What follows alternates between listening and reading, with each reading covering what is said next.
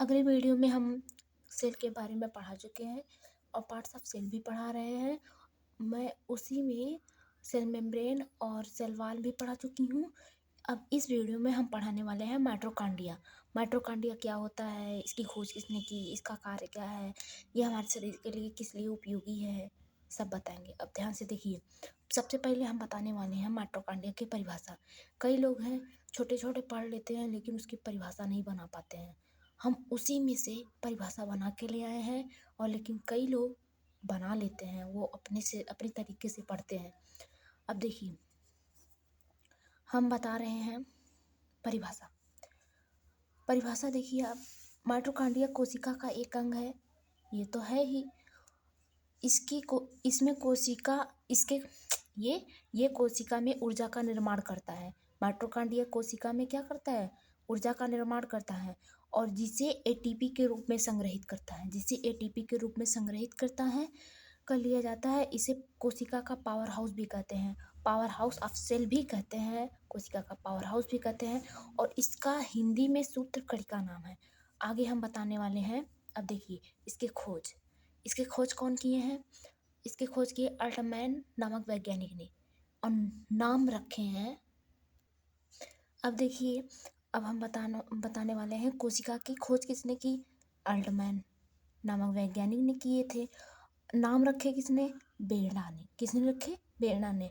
और इसमें माइटोकॉन्ड्रिया में एक साइकिल चलता है।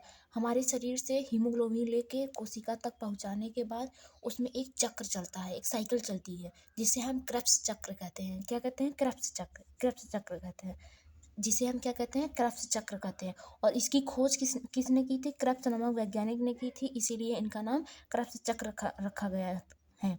क्रेब्स चक्र होने में 38 एटीपी का निर्माण होता है। 38 एटीपी का निर्माण होता है, और 38 एटीपी बाद में ग्लूकोज का निर्माण कर लेते हैं, और ग्लूकोज ऊर्जा का निर्माण कर लेते हैं, और जिससे हमारे शरीर की ऊर्जा प्रदान करती है। अब क्वेश्चन पूछा जाएगा कि कोशिका में कौन से चक्र चलते हैं, तो आप बताएंगे कि क्रेब्स चक्र चलते हैं। और पूछा जाएगा कोशिका में क्रेब्स चक्र कहाँ चलता है, माइटोकॉन्ड्रिया में चलता है। और कोशिका के आंतरिक दीवार को माइटोकॉन्ड्रिया के आंतरिक दीवार को क्या कहा जाता है, क्रिस्टी। क्या कहा जाता है, क्रिस्टी। इतना समझ में आ गया। अब फिर से एक बार देखते हैं, कोशिका की परिभाषा किसे कहते हैं हम। परिभाषा क्या होता है, माइटोकॉन्ड्रिया कोशिका का अंग है। इससे कोशिका में ऊर्जा का निर्माण होता है, जिसे हम एटीपी के रूप में संग्रहित करते हैं, और इसे पावर हाउस ऑफ सेल भी कहते हैं। इसकी खोज अल्टमैन नामक वैज्ञानिक ने किए थे, और नाम रखे थे बेड़ा। नाम कौन रखे थे, बेड़ा। और इसमें क्रेब्स चक्र चलता है, एक साइकिल चलता है क्रेब्स चक्र, जिसका नाम है क्रेब्स चक्र। और इसकी क्रेब्स चक्र की खोज किसने की, क्रेब्स नामक वैज्ञानिक ने। क्रेब्स चक्र करने में 38 एटीपी का निर्माण होता है, और वो बाद में 38 एटीपी ग्लूकोज का निर्माण कर लेती है, और ग्लूकोज आगे चल के ऊर्जा के रूप में संग्रहित हो जाती है। और ऊर्जा हमारे सेल के लिए बहुत ही ज़रूरी होता है। अगर ये ऊर्जा हमारे शरीर में ना रहे तो हमारी पूरी बॉडी एकदम एकदम लुस्त, एकदम किसी काम की नहीं रह जाएगी। अब देखिए आगे, और इसकी आंतरिक दीवार को क्या कहा जाता है, क्रिस्टी। क्या कहा जाता है, क्रिस्टी कहा जाता है। अब हमारे शरीर में माइटोकॉन्ड्रिया हमारे शरीर में पावर का निर्माण कर दिया, ऊर्जा का निर्माण कर दिया। अब इसे पूरे शरीर में कैसे पहुंचाया जाएगा उसका, अब कोई व्यक्ति होगा ना कि सामान बन गया है, उसे एक कंपनी से दूसरे कंपनी में लिया जाएगा। वैसे हमारे कोशिकाओं में ऊर्जा का निर्माण तो हो गया, लेकिन उसे पहुंचाएगा कौन। इसके लिए आ गए हमारे भाई साहब गाल्जी काय। कौन आ गए, गाल्जी काय। अब देखिए गाल्जी काय क्या करता है। गाल्जी काय की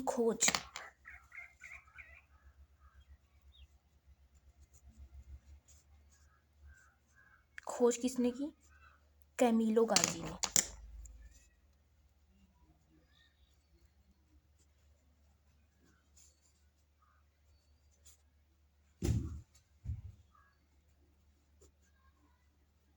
कैमिलो गाल्जी ने,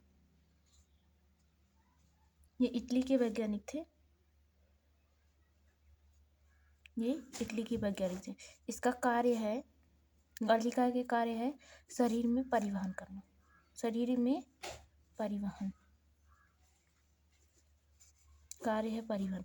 अब देखिए हमारे पूरे शरीर में कोशिका में निर्माण, हमारे पूरे शरीर की कोशिकाओं के लिए ऊर्जा का होना आवश्यक है। ऊर्जा नहीं, हर चीज के लिए होना आवश्यक है। और वो पहुंचाएगा कैसे? जैसे हमारे इस समय हमारी जीभ चल रही है, जीभ में, जीभ की ज़्यादा ऊर्जा की ज़रूरत है। अगर हम, कोई धावक है, दौड़ रहा है, फुटबॉल खेल रहा है, कुछ भी कर रहा है, उसके पैर की ज़्यादा ज़रूरत है। तो हमारे पूरे शरीर से पैर में कैसे पहुंचाया जाए? तो ये गाल्जी काय कोशिका से ऊर्जा लेके हमारे पैर तक पहुंचाते हैं। इनका काम क्या होता है? परिवहन करना, ऊर्जा का परिवहन करना, प्रोटीन का परिवहन करना। जैसे किसी शरीर का प्रोटीन की ज़्यादा आवश्यकता है तो वो एक जगह से प्रोटीन को उठाएंगे और दूसरी जगह पर लेकर दे देंगे जहाँ ज़रूरत होगी। और वैसे हर चीज़ का परिवहन कौन करते हैं? गाल्जी काय। कौन करता है? गाल्जी काय। हमारे शरीर में परिवहन कौन करता है? गाल्जी काय। ये पूरे शरीर में हमारे ज़रूरतों को पूरा करता है। ये मतलब पूरे शरीर को हमारे बैलेंस बनाए रखता है। इसलिए इसे क्या कहते हैं? इसलिए इसे कहते हैं कोशिका के अणुओं का यातायात प्रबंधक।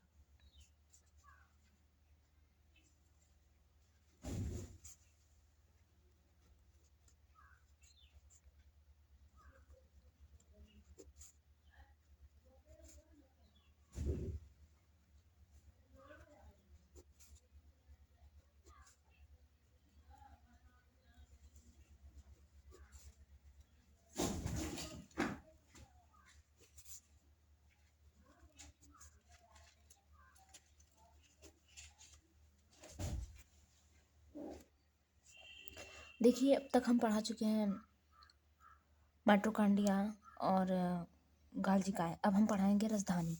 राजधानी कोशिका का निर्जीव रचना है। ध्यान से देखिए, राजधानी कोशिका का निर्जीव रचना है। ये राजधानी में पूरी तरह से जल भरा होता है। हमारे कोशिकाओं में जो हम जल पीते हैं हमारे कोशिकाओं में भरा होता है। अब देखिए ये जंतु कोशिकाओं में छोटी छोटे प्रकार की पाई जाती है, छोटे छोटे पाई जाती है। हम मतलब हम लोग जंतु हैं, हम लोग चलते हैं, फिरते हैं, दौड़ते हैं, उठते हैं, बैठते हैं, सब कुछ करते हैं, तो हम लोग जंतु हैं। और जो एक जगह खड़ा होकर इधर उधर बस मतलब हीलता है, वो सिर्फ हीलता है, वो क्या कहलाते हैं? पादप कहलाते हैं। तो हम लोग में जंतु कोशिकाओं में छोटे छोटे रसधानी पाए जाते हैं, छोटे छोटे भाग में पाए जाते हैं। लेकिन पादप कोशिकाओं में अधिक बड़े बड़े में पाया जाता है, जिससे वो जल को संग्रहित करके अधिक समय तक रख सकते हैं। और हम लोग को 10 नहीं, बस 1 घंटा के बाद प्यास लग जाती है, क्योंकि हमारी राजधानी छोटी छोटी है। जब थोड़ा सा पानी की हमारे शरीर में कमी होती है तभी प्यास लगती है। अब देखिए ये राजधानी का क्या कार्य क्या है? ये हम तो बता चुके, राजधानी का कार्य क्या होते हैं। ये हमारे शरीर में जल को संग्रहित करता है। हमारे हमारे ये कोशिकाओं को जल प्रदान करता है। अब ध्यान से देखिए, इसे टोनोप्लास्ट भी कहते हैं, टोनोप्लास्ट भी कहते हैं। और ये पादप कोशिकाओं में, ये पादप कोशिकाओं में 90% भाग घेरता है 90% भाग घेरता है। मतलब पादप कोशिकाओं में 90% यही भाग घेरता है। तो सबसे ज़्यादा उस पर जल की ज़रूरत होती है। इसलिए वो जल की ज़रूरत तो सबको है, लेकिन सबसे ज़्यादा उसको है, पादप को। वो जल को संग्रहित कर लेते हैं। तभी बड़े बड़े पेड़ पौधे जहाँ पर पानी थोड़ा बहुत कम रहता है, थोड़ा बहुत रहता है, तब भी वो जीवित रहते हैं, क्योंकि वो अपने राजधानी में जल को संग्रहित किए रहते हैं पहले से ही। अब देखिए हमारे शरीर में 65% जल पाया जाता है। हमारे शरीर में 65% जल पाया जाता है। रसधानी पढ़ा चुके, अब हम आगे पढ़ाएंगे लाइसोसोम। लाइसोसोम क्या होता है? लाइसोसोम ये भी एक कोशिका का अंग ही है। ये भी हमारे शरीर के लिए बहुत ही उपयोगी है। अगर ये ना होता तो हमारे शरीर में अधिक से अधिक ज़्यादा कोशिका विभाजन कर लेता, जिससे हमारे शरीर के लिए अधिक नुकसानदायक होता है। अब देखिए इसमें इसकी खोज सबसे पहले किसने की? कौन थे वैज्ञानिक, कौन महान थे जो लाइसोसोम की खोज किए? देखिए, लाइसोसोम की खोज सबसे पहले किए थे एक वैज्ञानिक थे, डी डूबे नामक वैज्ञानिक थे। कौन थे? डी डूबे नामक वैज्ञानिक।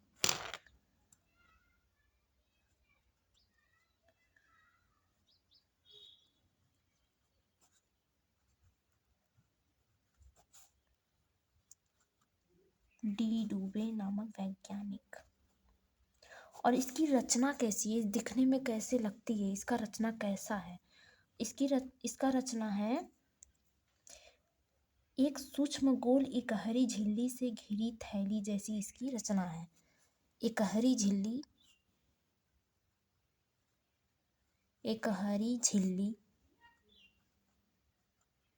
से घिरी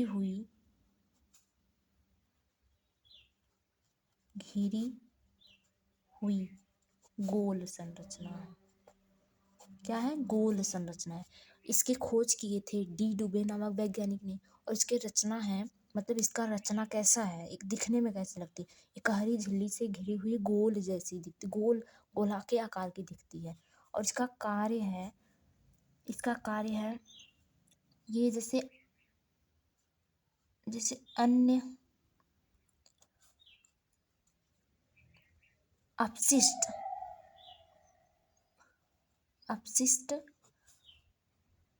कोशिकाओं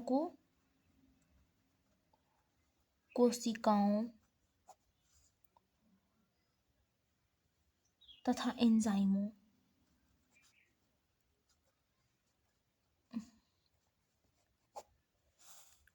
को नष्ट करता है।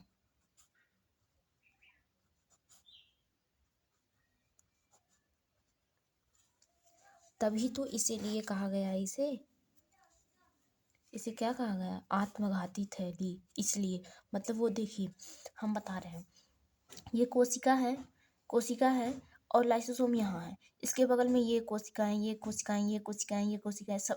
सब कोशिकाएं ही हैं। अरे अब देखिए, ये कोशिका है, इसमें से ये खराब हो गया, ये खराब हो रहा है। और ये सब भी है, सही है, लेकिन जब ये फटेगा तो पूरे को लेकर फटता है। जब ये पूरा लेकर फटता है तो कोशिका विभाजन करके फिर ये भर लेते हैं। ऐसे कोशिकाओं में बैलेंस बना रहता है। नहीं तो हमारे शरीर में कैंसर अधिक हो, लाइसोसोम अगर ना हो तो हमारे शरीर में कैंसर ज़्यादा हो। देखिए, इसलिए इसे हम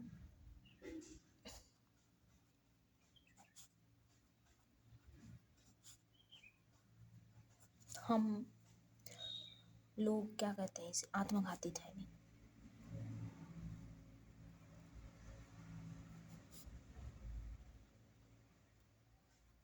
आत्मघाती थैली, सुसाइड वेसिकल।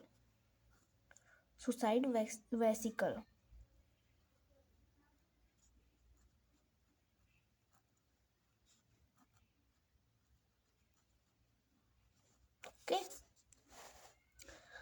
अब आगे देखिए, एक नोट की तरह लिख लीजिए। नोट की तरह बहुत ही इम्पोर्टेंट, बहुत ज़्यादा पूछ लेता है ना कि लाइसोसोम स्तनधारी के लाल रक्त कणिकाओं में पाया जाता है। तो आप लोग बताइएगा, नहीं, ये लाल रक्त कणिकाओं में लाइसोसोम नहीं पाया जाता है। यह स्तनधारी के लाल रक्त कणिकाओं में नहीं पाया जाता है। ओके, आज हम इतना पढ़ाए हैं, बस आज हम इतना ही पढ़ाएंगे। अब अगले वीडियो में हम पढ़ाएंगे सेंट्रोसोम और राइबोसोम और इन एक और था इंडोप्लाज्मिक रेटिकुलम। 3 हम कल पढ़ाएंगे अगली वीडियो में। तब तक के लिए थैंक्स।